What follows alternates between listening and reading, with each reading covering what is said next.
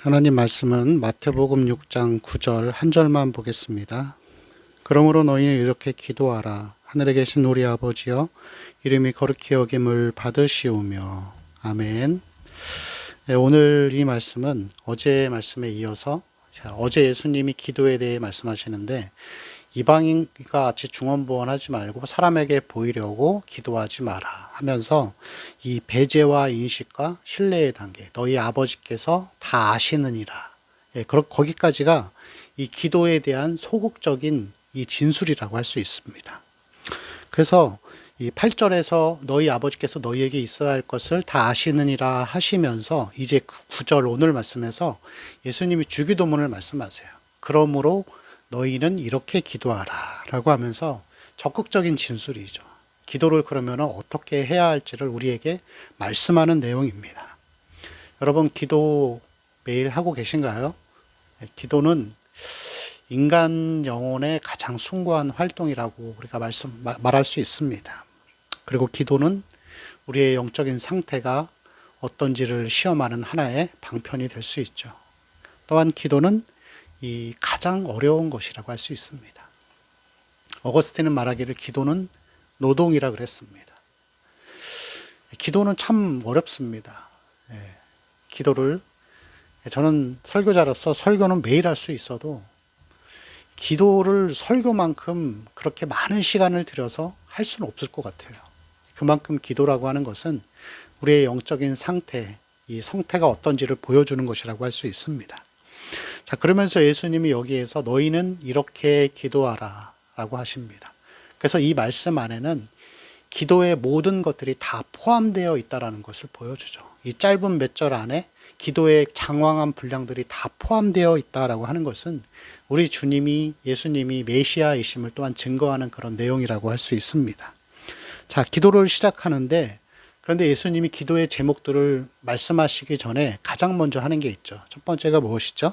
하늘에 계신 나의 아버지요. 자, 나의 아버지라고 하는 것은 친근한 표현이잖아요.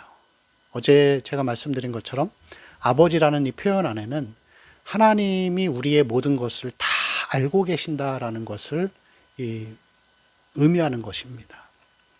그래서 우리가 기도를 할 때 참 조심하고 주의해야 할 것은 기도의 내용을 먼저 말하러 가기 전에 먼저 하나님을 인식하고 하나님이 어떤 분인지를 먼저 생각하는 거예요. 여러분, 신앙생활에 있어서 이 인식론은 굉장히 중요합니다. 무언가를 내가 인식하고 난 다음에 출발해야 돼요. 그래서 마태복음 5장, 우리가 봤었던 이 5장의 내용이 그거잖아요. 그리스도인의 신분, 정체성. 우리는 어떤 사람이다라는 것을 먼저 인식하고 해야 그 다음에 이제 신앙이 출발할 수 있는 것입니다. 기도도 마찬가지죠. 기도의 내용을 말하고 기도의 구체적인 것들을 말하기 전에 기도의 대상이 누구인지를 인식하는 거예요. 그분은 하나님, 나의 아버지라는 거. 그래서 우리는 이 인식하는 것을 자꾸 훈련해야 합니다. 기도가 아무리 급하고 내가 해야 될 기도의 양이 아무리 많아도 먼저 하나님을 인식하는 거예요. 그래서 아버지를 먼저 인식하되 그 아버지는 어떤 분이시죠? 하늘에 계신 분입니다. 하늘에 계시다라고 하는 것은 하나님은 거룩하시고, 그리고 하나님은 우리가 범접할 수 없는 그러한 아주 거룩하신 존재라는 것을 생각하는 거예요. 경외심을 나타내는 것이죠. 그래서 쉽게 설명하면 하늘에 계신 하나님은 공의와 진리의 하나님이고, 나의 아버지는 사랑의 하나님입니다. 우리는 기도할 때 이 두 가지를 항상 인식하고 들어가야 되는 거예요. 마냥 그냥 내 소원을 때를 써도 다 들어주시는 그런 아버지가 아니라 하늘에 계신 분이십니다. 그래서 이 히브리서 말씀인가 보면은 그렇게 기도하라 그러잖아. 은혜의 보좌 앞에 담대히 나아가라. 보좌는 뭐죠? 왕의 보좌는 공의의 상징이에요. 근데 은혜의 보좌라 그러잖아요. 이것은 하나님의 은혜와 사랑을 공의와 함께 기억하면서 기도의 자리로 나갈 것을 다시 말씀하시는 것입니다. 그래서 이 사도 바울이 그러한 내용들을, 이러한 이 예수님의 기도를 교리적으로 진술한 거예요.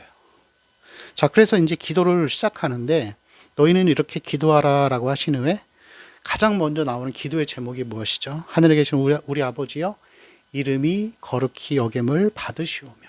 이름이 거룩히 여김을 받으시길 원합니다. 이것이 우리의 첫 번째 기도입니다. 여러분, 첫 번째 우리의 기도의 제목은 무엇일까요? 이것은 회개보다도 더 앞에 나오는 기도입니다. 우리의 기도의 제목은 먼저 하나님의 이름을 높이는 거예요. 하나님을 우리가 경외하는 것입니다. 유대인들은 얼마나 하나님을 경외하고 그분을 두려워했는지 여호와라는 단어를 쓰지 않았습니다. 그래서 구약에는 보면은 여호와라는 단어보다 아도나이라고 그렇게 불렀죠. 그리고 이 성경 사본을 쓸 때마다 이 성경을 쓰는 사람들은 여호와라는 단어가 한 번씩 나올 때마다 붓을 꺾고 그리고 나가서 목욕을 하고 새 옷을 갈아입고 다시 들어와서 그렇게 또 다시 성경을 기록했다고 합니다. 하나님은 거룩하신 분이십니다. 하나님은 공의로우신 분이십니다. 여러분, 신앙생활은 하나님을 아는 것이에요. 그런데 균형 있게 알아야죠. 하나님의 사랑만 알면 안 됩니다. 우리가 하나님을 아는 것, 여호와를 경외하는 것이 지혜의 근본이라고 잠언에서도 말씀하고 있습니다. 우리는 기도하는 것뿐만이 아니라 우리 삶의 모든 모습들 가운데에서 항상 하나님의 영광, 하나님의 거룩하심을 먼저 기억하고 그것을 먼저 앞세워야 합니다. 기도할 때도 마찬가지고 예배도 마찬가지고 다 마찬가지입니다. 자, 그래서 보면은 우리가 하나님의 이름을 거룩히 여긴다라고 하는 것은 여기서 거룩히 여기다, 이것은 신성하게 하다, 거룩하게 유지하다라는 뜻입니다. 그래서 하나님의 사랑보다는 하나님의 공의와 진리를 더 많이 이야기하는 것이에요. 그래서 이 하나님의 이름을 거룩하게 한다라는 것은, 이름을 거룩하게 한다라고 하는 것은 이름 안에는 여호와 하나님에 대한 모든 것들, 그리고 속성, 그가 행하신 일들, 그 모든 것들을 다 포함하는 거예요. 성경의 모든 하나님이 행하신 일들. 그래서 여호와 하나님을 가리킬 때 그 이름을 엘로힘이라고 하죠. 그것은 하나님의 힘과 능력을 상징합니다. 두 번째는 여호와라는 단어인데 이것은 스스로 계신 분, 스스로 자존하시는 분. 그래서 보면 성경에 많이 나오잖아요. 여호와 이레 준비하시다. 아브라함에게 양을 미리 준비하신 거예요. 그래서 이름 안에는 행동까지도 다 포함이 되어 있는 거예요. 그리고 여호와 라파, 여호와 니스는 나의 깃발이시다. 하나님은 나에게 항상 승리를 주시는 분이시다. 이제 그런 것들이죠. 여호와 샬롬, 하나님은 평강이시다, 사랑이시다. 이것을 포함하고 있습니다.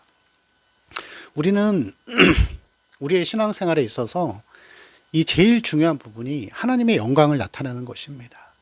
웨스트민스터 소요리문답 가장 먼저 나오는 것이 무엇이죠? 사람의 제일 되는 목적이 무엇입니까?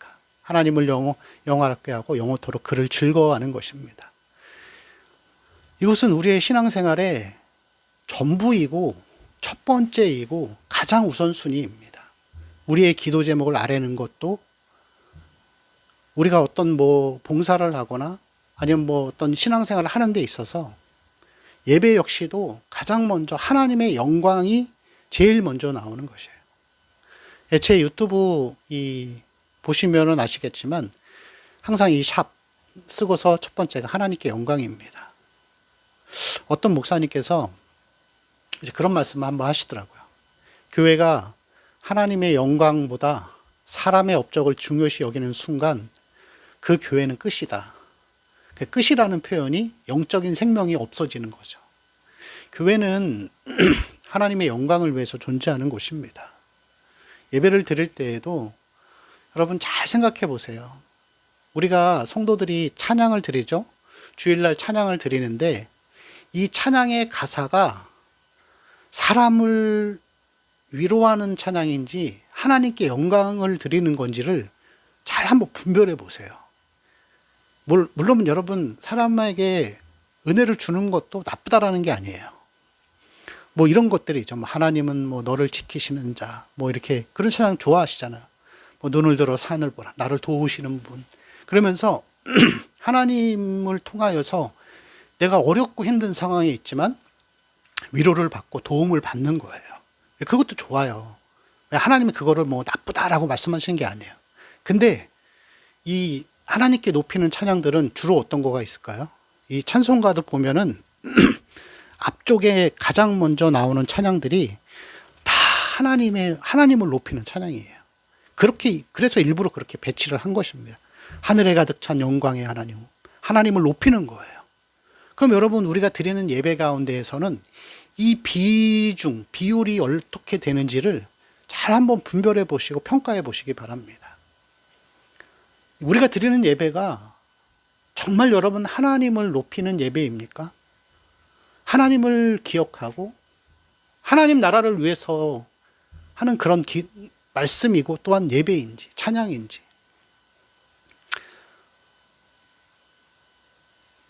이 시대의 교회를 가리켜서 인본주의 교회라고 그렇게 표현을 합니다. 그냥 사람이 좋아하는 것만을 많이 하는 거예요.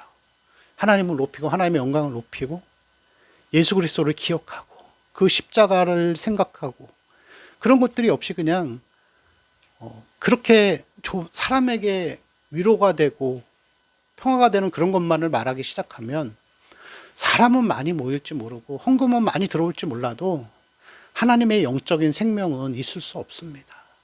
그러한 공동체에서 여러분, 하나님을 높이지 않는 공동체에서 십자가를 말하지 않는 곳에서 사람의 회심이 있을까요? 성령께서 역사하시는 이 회심과 이 진리의 우리의 영혼을 찔러 쪼개는 하나님의 능력이 나타날 수 있을까요? 그렇지 않겠죠. 감동은 있지만 회심은 없어요. 사람은 많지만 하나님의 영광이 떠나는 그런 것이 지금의 모습입니다. 우리의 삶도 그렇습니다. 여러분, 기도할 때에도 성급히 우리는 달려가서 내 기도를 하지 않으시나요? 나의 많은 기도의 제목들이 있죠. 하나님 아니면은 도저히 해결이 안 되는, 그래서 마음이 급하지만 그래도 주님께서는 계속해서 하나님을 먼저 높이고 하나님의 이름을 먼저 높이는 것을 먼저 하라고, 기도하라고 그렇게 권면하시는 것입니다. 우리의 기도의 제목이나 예배나 모든 부분들이 하나님을 높이는 것이 제일 먼저이어야 합니다. 하나님께 영광을 돌려드리고 그분을 먼저 기억하는 것들, 그분의 이름을 기억해 보는 거예요. 이건 역시도 어제 제가 말씀드린 것처럼 그만큼 성경을 많이 알아야 하나님을 더 많이 높일 수 있습니다. 하나님이 어떠한 일들을 행하셨는지, 그분이 아담과 하와에게 하신 일들, 야곱에게 하신 일들, 모세에게 하신 일들, 다윗과 아니면 선지자들에게 행하셨던 일들, 악한 왕들이 어떠한 결과를 가졌고 우상을 숭배했던 이스라엘 백성들이 마지막에 어떠한 결과를 가졌는지를 늘 여러분 우리 기억하면서 하나님의 영광을 말하고 하나님의 이름을 선포하고 그러한 일들을 해야 할 줄로 믿습니다. 우리가 하나님을 높이면 하나님도 우리를 높여주실 것입니다. 우리가 사람을 높이고 자아를 기쁘게 하는 것은 하나님을 섬긴다고 하지만 우상을 섬기는 것이죠. 그것이 여러분 영적으로 보면 바알을 섬기는 것이죠. 항상 하나님의 영광, 하나님의 이름을 거룩히 높이고 또 그러한 우리의 모습들, 우리의 신앙생활, 우리 성도들의 삶이 그렇게 하나님의 영광을 먼저 기억하고 하나님을 선포하는 삶이 되시기를 축원합니다. 기도하겠습니다. 하나님, 우리가 기도할 때에도 또 모든 일을 매사에 행할 때마다 하나님의 영광을 높이고 하나님을 먼저 선포하는 하나님 건강한 신앙으로 살아갈 수 있도록 인도하여 주옵소서. 주님의 이름을 높이고 그 이름을 함께 외치며 우리의 것을 말하기 전에 하나님을 먼저 선포하는 하나님의 사람들로 살게 하여 주옵소서. 감사하며 우리 주 예수 그리스도의 이름으로 기도합니다.